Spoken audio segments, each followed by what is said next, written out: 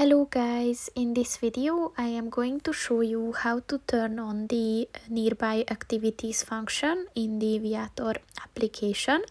But first I just want to mention, don't forget to subscribe to my channel, because at 10,000 subscribers I am going to show you my whole YouTube revenue statistics and growth strategy, as well as how to make money online.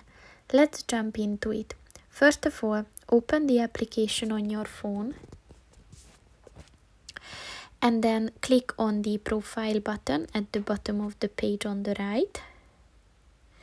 And then click on the push notifications button at the preferences section.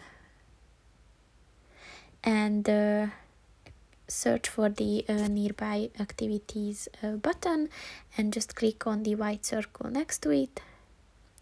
And once it turns green, the function is enabled. So that's pretty much it for this video, guys. See you in the next one. Goodbye.